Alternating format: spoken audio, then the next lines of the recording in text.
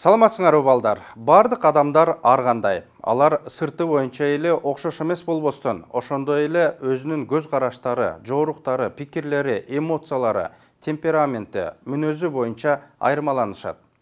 Биз бардыгыбыз социумда жашайбыз, үйдө, мектепте, иште болобуз. Ошондуктан биз бири-бирибиз менен жалпы тил табышышыбыз керек. Түздөн түз пикир алышуу жөндөмдүүлүгү биздин психикалык ден соолугубуздан көз каранды. Бүгүнкү сабактын темасы психикалык ден соолук, толеранттуулук. Психикалык ден соолук кээде жан дүйнө саламаттыгы, менталдык ден соолук деп да коюшат. Бул адам өзүнүн потенциалын ар кандай жашоо кырдаалдарын жеңүү аркылуу жемиштүү окуп жана иштөөнү улантуу менен ишке ашыра ала турган жыргалчылык абалы.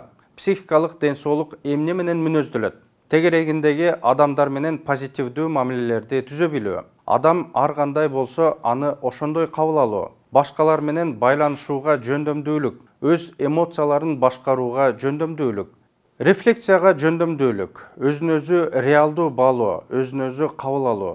ЮНЕСКОнун толеранттуулук принциптеринин декларациясында айтылган. Толеранттуулук бул башка адам кандай болсо, ошондой кабыл ала билүү. Силер окшош эмес болсоңор дагы бири-бириңерге чыдамдуу болууга үйрөнгүлө.